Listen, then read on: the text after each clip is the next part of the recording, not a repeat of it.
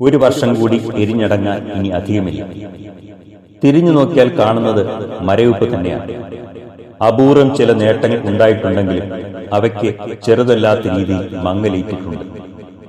Indian മനസാക്ഷിയെ ഞെട്ടിച്ച പഹൽഗാം കൂട്ടക്കുരുതി എന്നും നെഞ്ചിലെ നോവ് തന്നെയാണ്.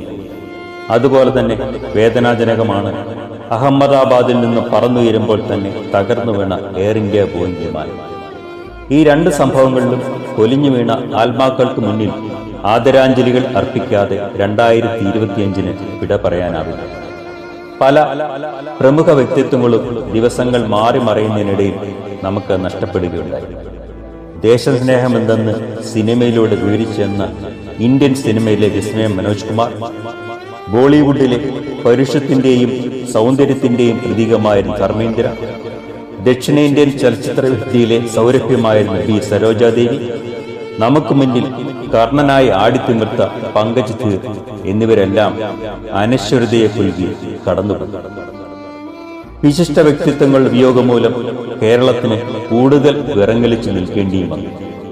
മലയാളത്തിന്റെ ഭാവഗായകൻ പി ജയചന്ദ്രൻ, വിപ്ലവ സൂര്യനായിരുന്ന വി എസ് അച്യുതാനന്ദൻ, മലയാളിയുടെ മനോവികാരങ്ങളെ ഒരു മറയുമില്ലാതെ മനോഹരമായി അവതരിപ്പിച്ച് മനസ്സുകളിൽ ഇടം നേടിയ ശ്രീനിവാസൻ, മലയാളി എന്നെന്നും ഗുരുവായി കണ്ടിരുന്ന MK സാനു മാസ്റ്റർ, ചരിത്രകാരൻ MGS നാരായണൻ, ശാസ്ത്രജ്ഞനായിരുന്ന കസ്തൂരിരംഗൻ, അനുവാചകരും അവാർഡ് സിനിമയും തമ്മിലുള്ള അന്തരം ഇല്ലാതാക്കിയ ഷാജിയൻ കരുൺ, ലക്ഷാർച്ചനയുടെ പുണ്യം വരികളിലൂടെ പകർന്നെന്ന മങ്കമ്പ് ഗോപാലകൃഷ്ണൻ, സംവിധായകൻ ഷാഫി, കാമുകനായി പലതവണ നമ്മുടെ മുന്നിൽ വന്ന രവികുമാർ, കുടുകുട ചിരിപ്പിച്ച കലാഭവൻ നവാസ്, സമന്വയത്തിന് തെന്നലിന്റെ ഭാഗം പകർന്ന തെന്നല ബാലകൃഷ്ണപിള്ള, സ്പന്ദനം നിലയ്ക്കാൻ തുടങ്ങിയ പല ഹൃദയങ്ങളെയും ജീവിതത്തിലേക്ക് തിരികെ കൊണ്ടുവന്ന KM ചെറിയ തുടങ്ങിയ പലരും നമ്മളെ കണ്ണീരിലാട്ടി കാലയവനിക്കുള്ളിൽ മറഞ്ഞുപോയി.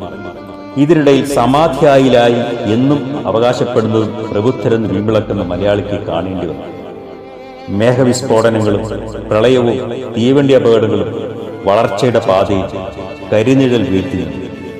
മതേതര മൂല്യങ്ങളെ കാറ്റിൽ പറത്തി ലഹളകളും സംഘടനകളും പത്തിവിടർത്തിയാടി. ദുരഭിമാന കൊലപാതകങ്ങളും പീഡന ശ്രമങ്ങളും നമ്മൾക്ക് നേരെ ആർത്തു ചിരിച്ചു നിന്നു. വേട്ടക്കാർ പിന്നെയും വിലസുന്നത് കാണാൻ നിർബന്ധിതരായി. ദ്വാരപാലകർക്ക് പോലും വിവസ്ത്രരായി നിൽക്കേണ്ട സാഹചര്യം സൃഷ്ടിക്കപ്പെട്ടു.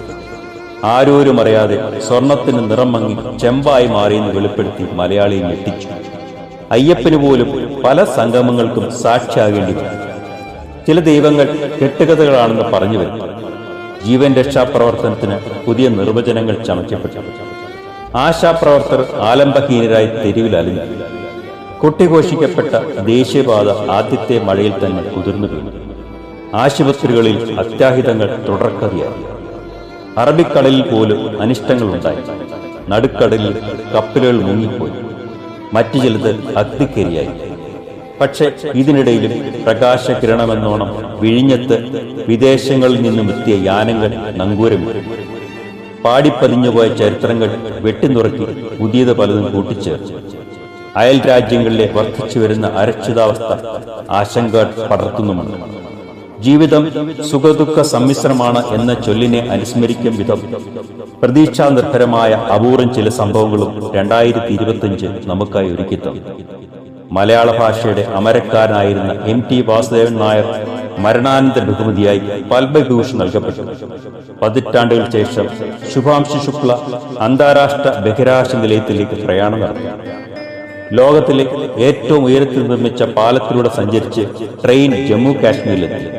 അതിദരിദ്രരില്ലാത്ത സംസ്ഥാനമെന്ന ബഹുമതി കേരളത്തിനുള്ളതാണെന്ന് അവകാശപ്പെട്ടു. വന്ദേ ഭാരത് ട്രെയിനുകൾ മലയാളിക്ക് നവ്യാനുഭവങ്ങൾ സമ്മാനിച്ചു. ഓരോരുത്തരും ഇന്ത്യൻ പൗരന്മാരാണെന്ന് ആധികാരികമായി തെളിയിക്കുവാനുള്ള നടപടിക്രമങ്ങൾ പൂർത്തിയായി. മലയാളിക്ക് അഭിമാനമായി ദാദാ സാഹിബ് ഫാൽക്കെ പുരസ്കാരം മോഹൻലാൽ കേരളത്തിലേക്ക് കൊണ്ടുവന്നു. ISRO ബഹിരാകാശത്ത് വിജയതിലങ്ങൾ ചാർത്തി നിന്നത് അനന്തപുരിക്ക് അഭിമാനം പകർന്നു. ഇതിനേക്കാളൊക്കെ ഉപരിയായി ഏതൊരു ഭാരതീയനും അഭിമാനിക്കാവുന്ന നേട്ടം മറ്റൊന്നായിരുന്നു. നിരായുധരും നിരപരാധികളുമായ 26 വിനോദസഞ്ചാരികളെ കൂട്ടക്കുരുതിക്ക് ഇരയാക്കിയ സംഭവത്തിന് കടുത്ത പ്രഹരമെന്നോണം യുദ്ധരംഗത്ത് നൂതന സാങ്കേതിക വിദ്യകളും അത്യാധുനിക മിസൈലുകൾ സംയോജിപ്പിച്ചുകൊണ്ട് ക്രൂരകൃത്യത്തിന് സൂത്രധാരന്മാരായിരുന്ന തീവ്രവാദികളുടെ കേന്ദ്രങ്ങളെ തകർത്ത് തരിപ്പണമാക്കി ഇന്ത്യയുടെ ശക്തി എന്തെന്ന് പുതിയ ലോകത്തിന് കാണിച്ചു കൊടുത്ത ഓപ്പറേഷൻ സിന്ധൂർ എന്ന സൈനിക നടപടി ലോകത്തിലെ 4ാം സാമ്പത്തിക ശക്തിയാൻ കിണഞ്ഞ് പരിശ്രമിക്കുന്ന ഭാരതത്തിന് ഇനിയും പിറക്കാൻ തുടർക്കുന്ന പുതുവർഷത്തിൽ പ്രതീക്ഷകളേറെയാണ്. സ്വപ്ന സാക്ഷാത്കാരങ്ങളുടെ സുവർണ നിമിഷങ്ങൾ കൊണ്ട് സമൃദ്ധമാകട്ടെ ഇതൾ വിടർത്തുന്ന പുതുവർഷം എന്ന് പ്രത്യാശിക്കാം.